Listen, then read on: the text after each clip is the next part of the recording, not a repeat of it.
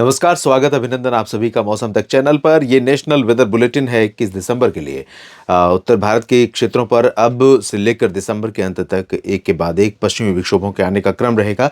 हालांकि पहाड़ों पर बहुत ज़्यादा एक्टिविटी आज से लेकर 26 तक बहुत होगी ऐसी संभावना नहीं है। लेकिन जो अगला WD आने वाला है, अगला मतलब एक तो अभी 22 को इम्पैक्ट डालेगा। अभी भी कुछ बादल यहाँ पर हैं, आज भी रहेंगे, कल भी रहेंगे। और उसके बाद 22 को एक WD पहुंचेगा। 22 के बाद अगला WD पहुंचेगा 26 और 27 के बीच में। उस दौरान पहाड़ों पर काफ़ी कुछ बदलाव दिखाई पड़ेगा। मौसमी सिस्टम के आने के कारण इसका सपोर्टिंग सिस्टम हो सकता है सर्कुलेशन बने सेंट्रल पाकिस्तान या राजस्थान के ऊपर। बंगाल की खाड़ी और अरब सागर की हवाएं यहाँ पहुंचे तो इसके कारण काफ़ी बारिश हो। अभी फिलहाल जो स्थिति है वो ये है कि राजस्थान और पंजाब तक बादल कल आपको दिखाई पड़ेंगे। और इधर जो लो प्रेशर एरिया बना हुआ है वो इंटेंसीफाई होकर के डिप्रेशन में तब्दील हो रहा है। डिप्रेशन बनने के साथ ये भारत के तटों के भी करीब पहुंच रहा है। तो जाहिर सी बात है कि आंध्र प्रदेश का तट, ओडिशा का तट और गंगेय पश्चिम बंगाल का तटीय हिस्सा, साथ ही साथ ओडिशा के साथ जो छत्तीसगढ़ का सटा हुआ रीजन है और पश्चिम बंगाल से सटा हुआ झारखंड का रीजन है, इन भागों पर असर इसका सीधे तौर पर पड़ेगा अगले 24 घंटों में। इसके अलावा बिहार, मध्य प्रदेश, महाराष्ट्र, तेलंगाना, इन क्षेत्रों पर भी ये सिस्टम असर डालेगा। कुछ बादल पश्चिम से भी आएंगे, थोड़ा सा इसमें कनेक्टिविटी बनेगी। पूर्वोत्तर में निचले इलाकों में कुछ जगहों पर बादल पहुंचने शुरू हुए हैं और कल भी पहुंचेंगे। तो इन सभी परिस्थितियों में दक्षिण, मध्य और उत्तर भारत के क्षेत्रों में कितना परिवर्तन मौसम में होने जा रहा है अगले 24 घंटों में 21 दिसंबर के दिन, आइए जानते हैं इस नेशनल वेदर बुलेटिन में, जिसे आप देख रहे हैं मौसम तक यूट्यूब चैनल और मौसम तक फेसबुक पेज पर। कुछ दिनों से हवाएं उत्तर भारत के क्षेत्रों में जो नीचे से आ रही थी और पश्चिमी भारत के पश्चिमी हवाएं जो इन क्षेत्रों में पहुंचनी कम हुई थी, उसके चलते टेम्परेचर में गिरावट का क्रम थोड़ा सा धीमा हुआ है। आज सबसे कम तापमान अगर मैदानी भागों की बात करूं तो हिसार में पहुंचा, जहां पर 3.8 डिग्री पारा रहा। और इससे पहले हिसार में 0.6 डिग्री तक पारा पहुंच चुका था। तो थोड़ी सी राहत मिली है। लेकिन जाहिर सी बात है कि सर्दियों का जो सीज़न है वो पीक पर चल रहा है, अपने चरम पर है। तो इस समय सर्दी पड़ना बहुत स्वाभाविक है। और कई जगहों पर तो लोगों को लग रहा है कि सर्दी इस बार आई ही नहीं है, क्योंकि कुछ एक दिन तापमान गिरा, लेकिन दिन में धूप भी अच्छी रही। तो इस वजह से बहुत प्रभाव पड़ा नहीं है।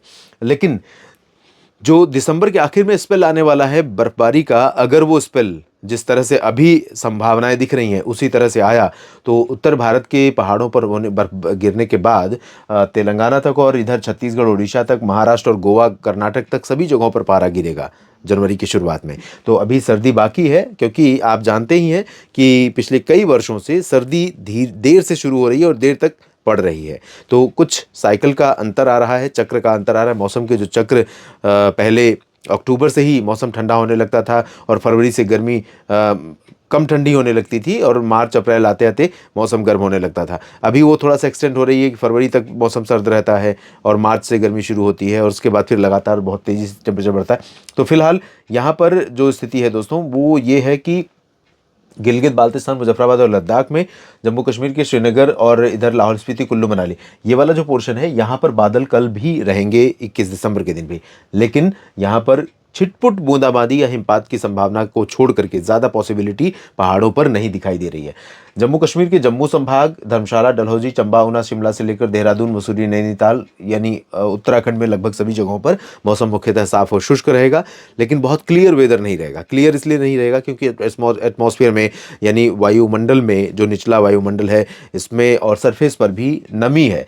तो नमी क्या करती है कि हमेशा जो क्लैरिटी है उसको थोड़ा कम करती है, क्योंकि एक तो नमी अपने आप में एक बैरियर है, एक बाधा है धूप में या विजिबिलिटी में।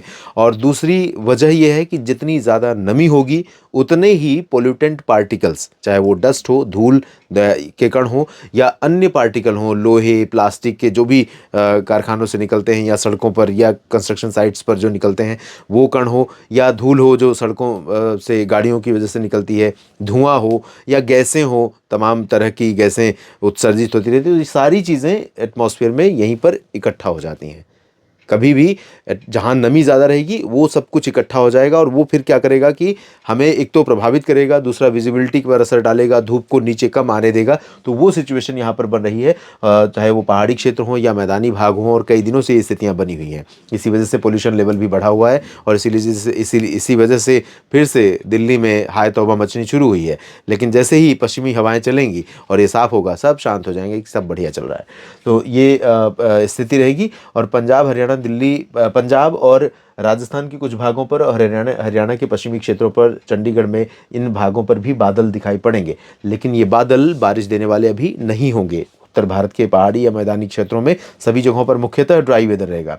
हवाएं ज़्यादातर जगहों पर पश्चिमी दिशा की या दक्षिणी दिशा की या दक्षिण पूर्वी दिशा की चलती रहेंगी, जिसके कारण जैसे मैंने कहा कि नमी हवा में बनी रहेगी, परसिस्ट करेगी। कोहरा, धुंध, कुहासा, प्रदूषण, ये सब कुछ यहाँ पर दिखाई देगा। राजस्थान में भी, पंजाब, हरियाणा, चंडीगढ़, दिल्ली और उत्तर प्रदेश के भी सभी भागों में, और मौसम मुख्यतः शुष्क रहेगा। सामान्य रूप से सर्दी रहेगी। बहुत सीवियर कोल्ड वेव जैसी कंडीशन, यानी 0 डिग्री पर पारा कहीं नहीं पहुंचेगा। 3-4 डिग्री की रेंज ही रहेगी लोवेस्ट, चाहे हिसार हो, सीकर हो या अलवर और चूरू, साथ ही साथ दिल्ली और आसपास के क्षेत्र। इसी तरह से इधर भी सामान्य रूप से सर्दी रहेगी। दिन में मौसम अच्छा रहेगा धूप होने के कारण। बिहार में भी धूप रहेगी मुख्यतः, लेकिन बादल आने शुरू होंगे इस सिस्टम के प्रभाव से।